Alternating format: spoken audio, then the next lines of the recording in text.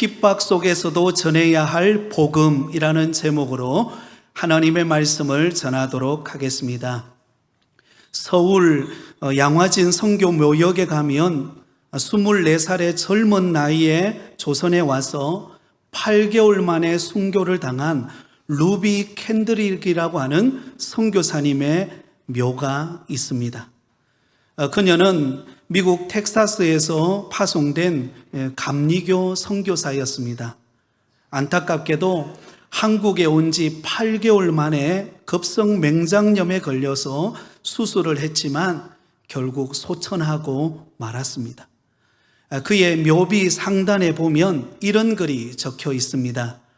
나에게 1000개의 목숨이 있다 해도 그 모두를 조선에 바치리. 나에게 1000개의 목숨이 있다 해도 그 모두를 조선에 바치리. 놀랍게도 그가 죽기 전에 부모님에게 보낸 편지가 있습니다. 제가 여러분들에게 읽어드리도록 하겠습니다. 이곳 조선 땅은 참으로 아름다운 곳입니다. 모두들 하나님을 닮은 사람들 같습니다. 선한 마음과 복음에 대한 열정으로 보아 아마 몇십 년이 지나면 이곳은 예수의 사랑이 넘치는 곳이 될 것 같습니다. 저는 복음을 듣기 위해 20km를 맨발로 걸어오는 어린 아이들을 보았을 때 그들 안에 있는 하나님의 사랑 때문에 위로를 받습니다. 그러나 이곳에 핍박이 심해지고 있습니다. 그제는 예수님을 영접한 지 일주일도 안 된 사람 30명이 끌려가서 순교를 당했습니다. 토마스 선교사와 제임스 선교사도 순교당했습니다. 선교본부에서 철수하라는 지시가 있었지만 대부분의 선교사들은 그들이 전도한 조선인들과 아직도 숨어서 예배를 드리고 있습니다. 그들은 모두 순교할 작정인가 봅니다. 오늘 밤은 유난히도 고향으로 돌아가고 싶습니다. 외국인을 죽이고 기독교를 정오한다는 소문 때문에 부두에서 저를 끝까지 말리셨던 어머니의 얼굴이 자꾸 눈앞에 아련거립니다. 아버지, 어머니, 어쩌면 이 편지가 마지막일 수도 있습니다. 저는 이 땅에 저의 심장을 묻겠습니다. 이것은 제가 조선을 향해 가지는 열정이 아니라 하나님께서 조선을 향해 가지신 열정이라는 것을 알게 되었습니다. 사랑하는 여러분, 놀랍지 않습니까? 그 무엇이 이처럼 24살의 그 꽃다운 나이에 이방 땅 조선에 와서 자신의 목숨을 기꺼이 내어놓고 그리고 순교할 수 있었을까요? 그것은 바로 예수님의 그 사랑과 그 은혜가 너무나 큼을 그녀는 알았기 때문입니다. 그래서 자신의 생명을 아끼지 않고 복음을 위하여 그 젊음을 들여서 복음 전하는 일에 그의 삶을 드린 것입니다. 여러분, 오늘날 우리 한국 교회가 그래도 이만하게 부흥될 수 있었던 것은 그냥 평탄하게 이루어진 것이 아닙니다. 오늘에까지 오기까지는 이런 꽃다운 청년들의 헌신과 수많은 선교사님들과 믿음의 선진들의 그 땀과 피를 쏟는 그 헌신과 수고와 눈물이 있었기에 오늘 한국 교회가 존재하게 되어진 줄 믿습니다. 오늘 우리가 읽은 본문의 말씀에도 보면 베드로와 요한은 복음 전하는 것 때문에 핍박을 받습니다. 복음 전하는 것 때문에 붙잡혀서 감금을 당하게 되고 또한 그들은 사내들인 공의회로 끌려가서 신문을 받기도 했습니다. 여러분, 지금 베드로와 요한을 감금하고 신문하는 자들이 누구였을까요? 그 당시 최고의 권력자들이었습니다. 기득권을 가진 종교 지도자들이었습니다. 이들은 과거의 음모로 인하여 예수님도 십자가에 못 박아 죽였던 자들이었습니다. 그러니 이들이 무슨 짓을 못하겠습니까? 예수님의 제자인 베드로와 요한은 쉽게 없애버릴 수 있다라고 그들은 생각했습니다. 하지만 오순절 성령 강림 사건을 경험하고 성령 충만을 받은 베드로와 요한은 과거와 달랐습니다. 과거에는 두려움에 떨고 도망치던 자들이었습니다. 그러나 오순절 성령 강림 사건을 경험한 그들은 달라졌습니다. 왜 달라졌을까요? 그들은 예수님의 십자가와 부활의 복음을 체험했기 때문입니다. 그리고 무엇보다도 오순절 성령이 그들에게 임하사 그들은 권능을 받았기 때문입니다. 그러므로 도리어 이들은 핍박 속에서도 성령 충만함을 잃어버리지 않았고 담대하게 복음을 전할 수 있었던 것입니다. 사랑하는 성도 여러분, 우리에게 아무리 핍박과 고난과 어려운 환경에 놓여 있다 할지라도 성령의 충만함을 받아 담대하게 복음을 전하는 복음의 증인이 되시기를 예수님의 이름으로 축원드립니다. 자, 먼저 오늘 본문을 보시면 핍박받는 베드로와 요한이 누구에 의해서 무슨 이유로 핍박을 받게 되는지를 설명하고 있습니다. 1절에서 3절까지 말씀을 우리 같이 읽습니다. 사도들이 백성에게 말할 때에 제사장들과 성전 맡은 자와 사두개인들이 이르러 예수 안에 죽은 자의 부활이 있다고 백성을 가르치고 전함을 싫어하여 그들을 잡음에 날이 이미 저물었으므로 이튿날까지 가두어 두었으나, 여러분, 이미 우리가 살펴보았던 것처럼 베드로와 요한이 성전 미문에 앉아서 한 번도 걸어보지 못한 그 안전병이를 고친 사건이 일어났습니다. 그래서 수많은 사람들이 그 소문을 듣고 솔로몬 행각에 모여들게 되었죠. 그래서 그들을 향하여 베드로가 담대하게 복음을 전했습니다. 그러자 이때 그 복음 전하는 것을 못마땅하게 여기고 방해하고 핍박하는 세력들이 나타났는데, 바로 오늘 본문 1절에 보면 세 종류의 사람들이 등장합니다. 이들이 베드로와 요한이 복음 전하는 것을 방해하고 핍박하게 됩니다. 첫 번째 사람이 누구입니까? 제사장들이었습니다. 여러분, 제사장들은 그 당시 최고 의결기관인 사내들인 공회에 속한 권력자들이자 종교 지도자들이었습니다. 성전에서 모든 예배를와 의식을 집행하는 그런 중요한 역할을 맡은 영적 지도자들이었습니다. 그들의 입장에서 볼 때에 그 당시 베드로와 요한이 자신들로부터 아무런 합법적인 권위로도 인정받지 않은 상태에서 성전에서 많은 군중들을 모아놓고 그들에게 설교를 했다? 그들의 권위가 침해받는다라고 생각했기 때문에 그들은 과감하게 더 이상 복음을 전하지 못하도록 방해하고 핍박하게 된 것입니다. 자, 두 번째 등장하는 사람은 성전 맡은 자입니다. 이 성전 맡은 자는 성전 수비대의 우두머리를 가리킵니다. 이들은 모두 사두개파 출신인 레위인들로 구성되어 있었는데요, 로마 정부의 영향을 크게 받고 있었다라고 말할 수 있습니다. 그리고 이 성전 맡은 사람들은 그 당시 바로 대제사장 다음 가는 지위를 가질 만큼 막강한 권력을 가지고 있는 사람들이었습니다. 이들이 볼 때에 여러분, 이 베드로와 요한이 사람들을 선동하는 그 일을 볼 때에 위기감을 느끼게 된 것입니다. 세 번째 사람은 사두개인들이었습니다. 사두개인들은 레위 지파 출신의 제사장들을 포함한 부유하고 지위가 높은 사람들이었습니다. 그리고 이들은 초자연적인 것들, 그런 것들을 부인했습니다. 부활이 있다라는 것 부인했습니다.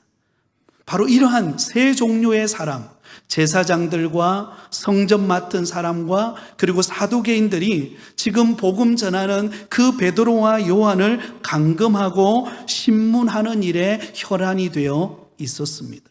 자, 그렇다면 여러분, 이들이 베드로와 요한을 핍박하고 체포하여 감옥에 가던 이유가 무엇일까요? 2절에 이렇게 나옵니다. 2절을 같이 읽습니다. 예수 안에 죽은 자의 부활이 있다고 백성을 가르치고 전함을 싫어하여.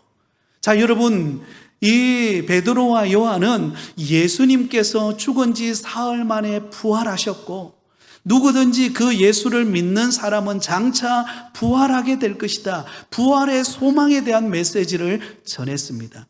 그러니 그 소식을 들었던 이 제사장들과 그리고 성전 맡은 자와 사두개인들이 볼 때는 그것이 못마땅한 거예요. 왜? 그들에 의하여 예수님이 십자가에 못 박혀 죽었기 때문에. 그런데 그들이 못 박아 죽인 예수님이 부활하셨다? 다시 살아나셔서 우리에게 부활의 소망을 주셨다? 있을 수 없는 일인 것입니다. 그래서 그 부활을 전하는 그 복음을 방해하고 어떻게 하든지 전하지 못하도록 핍박하게 되었다는 것을 알 수가 있습니다. 자, 그렇다면 여러분, 이러한 핍박을 당한 사도들의 반응은 무엇일까요? 여러분, 이 세상은 호락호락하지 않습니다. 우리가 예수 믿고 믿음 생활 하는데 여러분, 끊임없이 예수 믿는 사람들을 핍박하고 조롱하고 온갖 미디어를 통하여서 예수 믿는 사람들에 대하여서 보이지 않게 여러분 핍박하는 경우들을 우리는 종종 접하게 됩니다. 이러할 때 우리는 어떻게 믿음으로 반응해야 할 것인가? 바로 제자들의 반응을 통하여서 우리는 알 수가 있습니다. 이런 핍박을 당할 때 사도들의 반응이 나옵니다. 7절에서 10절까지의 내용입니다. 우리 같이 읽습니다. 사도들 가운데 세우고 묻되 너희가 무슨 권세와 누구의 이름으로 이 일을 행하였느냐? 이에 베드로가 성령이 충만하여 이르되 백성의 관리들과 장로들아, 만일 병자에게 행한 착한 일에 대하여 이 사람이 어떻게 구원을 받았느냐고 오늘 우리에게 질문한다면 너희와 모든 이스라엘 백성들은 알라. 너희가 십자가에 못 박고 하나님이 죽은 자 가운데서 살리신 나사렛 예수 그리스도의 이름으로 이 사람이 건강하게 되어 너희 앞에 섰느니라. 아멘. 여러분, 사도들은 핍박으로 인하여 감금되기도 했고 공의회 앞에 끌려가서 신문을 받아야만 했습니다. 이전 같았으면 오순절 성령 강림 사건을 경험하지 않은 제자들이었다면 그들은 벌써 도망가 버리고 말았을 것입니다. 아니면 두려움에 떨고 있었을 것입니다. 그런데 오늘 본문에 보면은요, 조금도 베드로와 요한은 두려워하거나 무서워하거나 떨지 않습니다. 여러분, 이들은 놀라운 변화의 모습을 보여줍니다. 왜냐하면 그들은 더 이상 혼자가 아니기 때문입니다. 성령 하나님께서 그들과 함께 하고 계시고 성령 충만함으로 권능을 받아 그들은 담대하게 복음을 전하고 있기 때문에 더 이상 두렵지가 않는 것입니다. 사랑하는 성도 여러분, 우리의 힘으로 이 세상을 살아가려고 하면은요, 세상 속에서 끊임없는 두려움과 낙심과 절망에 헤매이게 될 뿐입니다. 왜냐하면요, 이 세상이라는 것은 끊임없이 변하고 유동적이고 끊임없이 우리를 엄습해오는 그런 환난과 시련과 고난이 우리 앞에 존재하기 때문입니다. 여러분, 우리가 계획하고 우리가 나름대로 설계한 대로 우리 인생이 흘러갈까요? 그렇지 않습니다. 이 세상은 끊임없이 변화하고 요동치고 여러분, 내가 생각해 보지 못했던 그런 일들이 우리 앞에 막 닥쳐옵니다. 그러면은요, 우리는 두려워할 수밖에 없습니다. 낙심할 수밖에 없고, 왜 나에게 이런 고난과 시련이 찾아왔는가? 때로는 의심하면서 불안해하는 우리의 존재들입니다. 그런데 분명한 사실은 저와 여러분에게는 성령님이 찾아오셨고 성령님이 저와 여러분과 함께하고 계시는 줄 믿습니다. 성령으로 충만할 때 여러분, 아무리 세상이 혼란스럽고 두려운 환경과 여건이 주어진다 할지라도 우리와 함께 하시는 성령께서 그 모든 위기와 고난을 이겨낼 수 있는 힘과 능력을 공급해 주시는 것입니다. 이사야서 41장 10절에 이렇게 말씀합니다. 같이 읽습니다. 두려워하지 말라. 내가 너와 함께 함이라. 놀라지 말라. 나는 내 하나님이 됨이라. 내가 너를 굳세게 하리라. 참으로 너를 도와주리라. 참으로 나의 의로운 오른손으로 너를 붙들리라. 할렐루야. 여러분, 하나님이 우리를 붙들고 계신다는 것입니다. 믿으십니까? 예, 여러분, 어떤 세상에 통장이 나를 붙들고 있는 것 아닙니다. 세상에 어떤 내가 믿을 만한 사람이 나를 붙들고 있는 것 아닙니다. 여러분, 하나님이 우리를 붙들고 우리와 함께 하고 계십니다. 여러분, 베드로와 요한은 성령 충만하지 않았을 때는 그들이 혼자라고 생각했습니다. 그래서 두려웠던 거예요. 그러나 이제는 더 이상 두려워하지 않아요. 더 이상 고난 앞에, 또한 여러 가지 핍박 앞에 그들은 주저앉지 않습니다. 왜냐하면 성령님이 그들과 함께하고 계시고 성령의 권능으로 그들이 담대하게 복음을 전할 때 하나님의 능력이 나타난다라고 하는 확고한 믿음이 있었기 때문입니다. 그러면 여러분, 오늘도 성령님이 저와 여러분과 함께하고 계심을 믿고 담대한 믿음으로 일어서시기를 바랍니다. 그래서 여러분, 우리는 우리 영혼을 향하여 외쳐야 합니다. 두려워하지 말라. 하나님이 나와 함께 계신다. 한번 따라해 볼까요? 두려워하지 말라. 하나님이 나와 함께 계신다. 여러분, 사도 바울은 로마 감옥에 붙잡혀서 순교당할 수 있는 그런 절박한 상황 속에서 사도 바울은 담대하게 이렇게 고백합니다. 빌립보서 1장 20절에 이렇게 고백합니다. 같이 읽습니다. 나의 간절한 기대와 소망을 따라 아무 일에든지 부끄러워하지 아니하고 지금도 전과 같이 온전히 담대하여 살든지 죽든지 내 몸에서 그리스도가 존귀하게 되려 하려 하나니. 아멘. 여러분, 사도 바울은요, 로마 감옥에 감금되어서 언제 그의 앞에 죽음의 그림자가 찾아올지 모르는 그런 위협 앞에 놓여 있었습니다. 핍박 앞에 놓여 있었습니다. 그러나 그는 담대했습니다. 왜 담대했을까요? 살든지 죽든지 내 몸에서 그리스도가 존귀하게 되는 것이 그의 인생의 목적이었기 때문입니다. 그리고 내 생명은 하나님께 달려있다는 것을 확고한 믿음 속에 그는 붙들고 있었기 때문입니다. 만약에 사도 바울이 감옥에 갇힌 그 상황과 현실만 보았다면 그런 주저앉을 수밖에 없었어요. 어떻게 그곳에서 담대하게 복음을 전하고 그곳에서 어떻게 내가 살든지 죽든지 그리스도가 존귀하게 되기를 원한다라고 고백할 수 있겠습니까? 절대로 그럴 수 없습니다.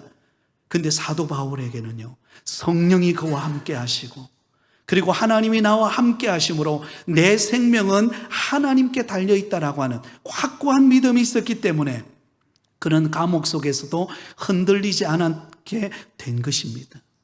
여러분, 우리 앞에 핍박이 있고 고난이 있고 어려움이 있어도 하나님이 나와 함께 하고 계심을 잊지 마시기 바랍니다. 우리의 생명은 하나님께 속해 있습니다. 하나님이 우리의 생명을 주관하고 있는 거예요. 그렇기 때문에 쉽게 죽지 않습니다. 한번 따라해 볼까요? 쉽게 죽지 않는다.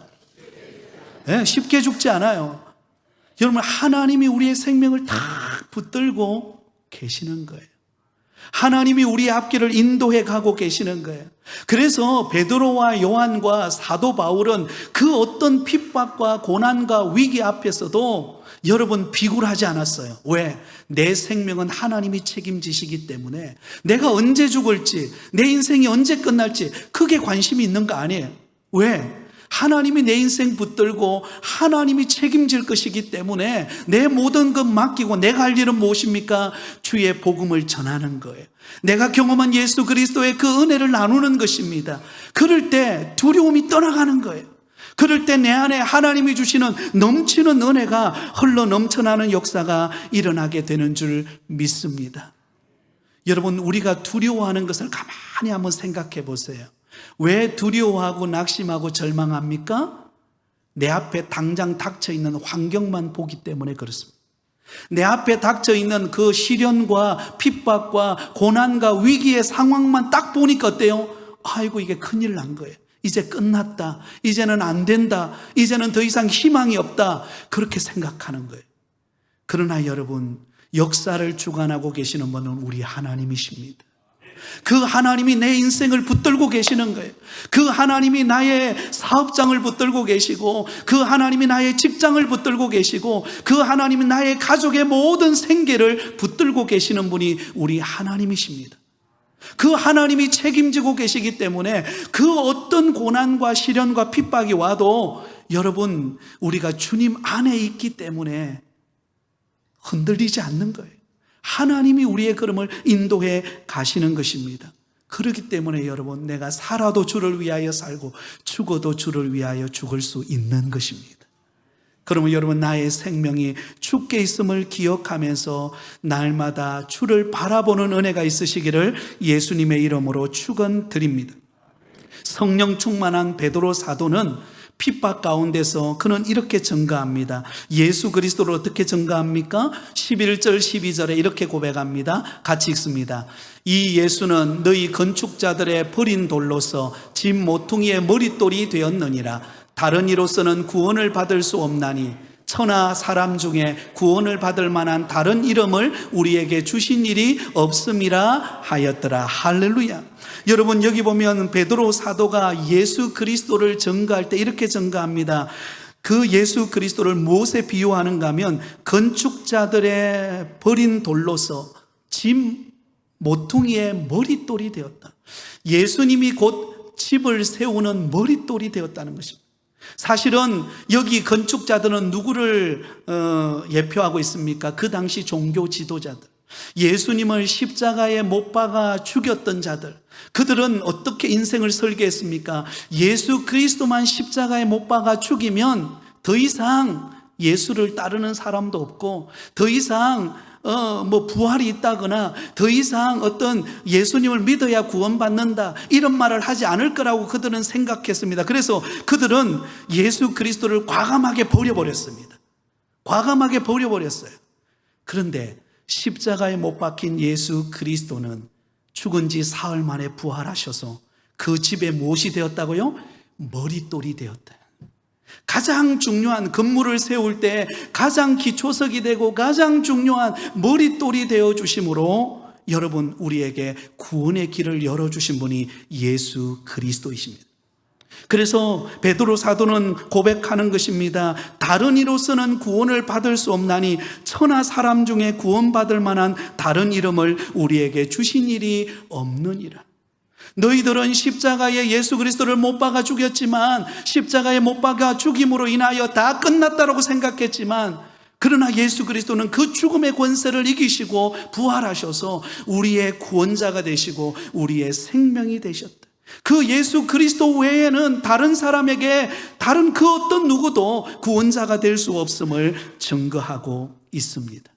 사랑하는 성도 여러분, 오직 예수 그리스도만이 우리의 구원자이신 줄 믿습니다. 여러분, 세상 사람들은 말합니다. 아니, 예수 믿는 사람들은 예수만 믿으면 구원받는다 그러는데 그건 너무 독선적인 것 아니냐? 왜 자기가 믿는 기독교에만 구원이 있다고 말하느냐? 세상 사람들을 믿는 종교에도 다 구원이 있는 것 아니냐? 라고 말할지 모릅니다. 그러나 여러분, 진리는 거짓과 타협할 수 없습니다.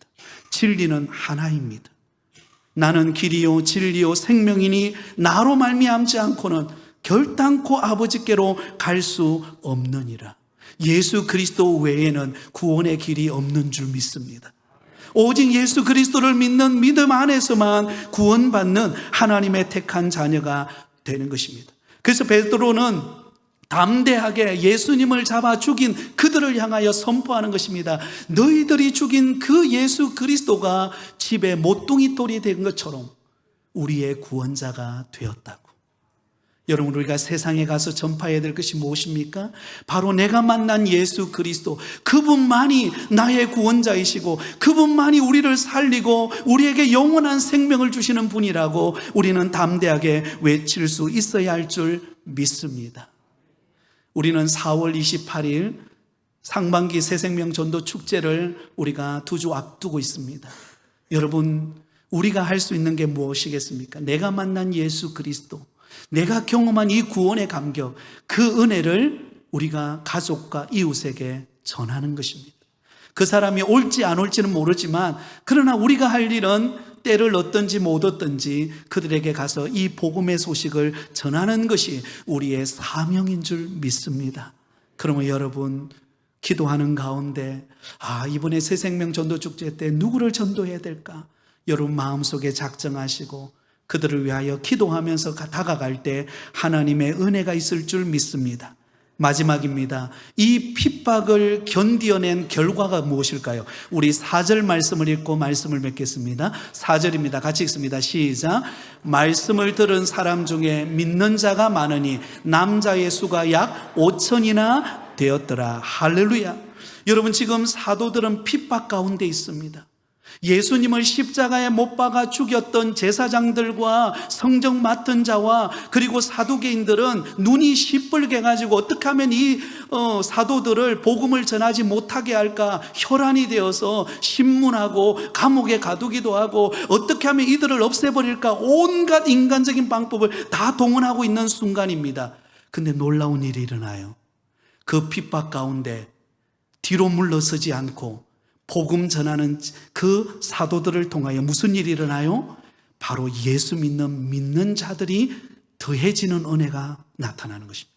남자 예수가 5,000명이나 예수 믿고 주께로 돌아오는 구원의 역사가 일어난 줄 믿습니다. 할렐루야. 여러분, 여기 남자 장정만 5,000명이라는 말은 여자들과 아이들과 어른들을 다 포함하면요 적어도 한 15,000명이나 되었을 거라고 예상하고 있습니다. 그 수많은 영혼들이 핍박 가운데 고난을 뚫고 핍박 가운데 주저하지 않고 담대하게 내가 만난 예수 그리스도를 전하기 시작할 때 하나님의 복음의 능력이 영혼을 살리고 변화시키는 생명의 역사가 나타나게 되었다는 것입니다. 여러분, 오순절 마가다락방에 성령이 강림할 때는요 120명이었습니다. 그런데 점점 성령 강림 사건을 경험하고 나가서 복음을 외치기 시작할 자, 여러분, 120명이 3,000명이 되고 3,000명이 5,000명이 되고 5,000명이 10,000명이 되고 10,000명이 20,000명이 되는 역사가 일어난 줄 믿습니다. 우리 한국교회가 핍박 속에서 한국교회가 점점 부흥하고 성장한 것처럼, 그러므로 핍박은 교회 성장의 촉진제와 같습니다. 핍박이 없는 것도 좋지만 핍박이 있다는 것은 하나님은 그 교회의 핍박을 통하여 하나님은 더 놀라운 은혜와 축복을 주시기를 원하시는 줄 믿습니다. 여러분, 우리가 핍박을 두려워해야 될 것이 아니라 우리가 두려워해야 될 것은요 고인물을 두려워해야 합니다. 고여있다, 아무런 반응이 없다, 그게 더 두려운 것입니다. 여러분, 영국 사람들은 물고기 중에서 청어를 굉장히 좋아한다고 합니다. 그래서 청어 요리하면 영국 사람들은 너무너무 좋아한다 그럽니다. 그런데 이 청어의 특징이 무엇인가 하면 성질이 급하다는 거예요. 그래서 청어를 잡아가지고 이렇게 장소로 이동하다 보면 성질이 급하기 때문에 운반하는 가운데, 운반하기도 까다롭지만 운반하는 도중에 대부분이 죽는다는 거예요. 그런데 어떤 한 어부만이 청어를 잡아서 그 운반하는 과정에서 아무리 이 청어가 죽지 않고 배송지까지 잘 도착을 해서 싱싱한 청어 요리를 하게 된다라는 소문을 들은 거예요. 그 비결이 뭘까 알아봤더니요, 그 청어들이 모여있는 그 어항 속에다가 이 청어의 천적인 메기 한 마리를 딱 넣어놓는다는 거예요. 메기 한 마리를 청어 속에 딱 집어넣어 놓으면은요, 이 청어들이 메기에게 안 잡혀먹히기 위해서 왔다 갔다 뛰놀다 보니까 나중에 어때요? 배송지까지 딱 도착해도 청어가 싱싱한 청어로 살아있더라는 거예요. 뭘 말합니까? 우리에게 핍박이 없는 게 좋은 게 아니라 핍박이 있지만 그 속에 복음의 능력을 붙들고 성령 충만하고 하나님을 의지할 때에 하나님은 우리의 삶 속에 벌떡거리는 놀라운 청어와 같은 살아있는 믿음의 역사가 일어날 줄 믿습니다. 오늘 성경이 그걸 보여주고 있는 것입니다. 핍박이 있다고요? 망하지 않습니다. 고난이 있다고요? 망하지 않습니다. 도리어 고여 있을 때 망하는 거예요. 오히려 아무것도 하지 않을 때가 망하는 것입니다. 그러면 여러분, 오늘도 우리에게 고난이 있을 때, 핍박이 있고 힘든 일이 있을 때 하나님을 의지하고 기도하고 성령 충만하고 주의 복음을 붙들 때 저와 여러분의 삶 가운데 기적의 문이 열릴 줄 믿습니다. 청어처럼 살아 역사하는 믿음의 걸음이 될 줄 믿습니다. 하나님께서 우리 교회에 부흥의 문을 열어주실 줄 믿습니다. 이런 축복의 문이 열리는 저와 여러분의 삶이 되시기를 예수님의 이름으로 축원드립니다.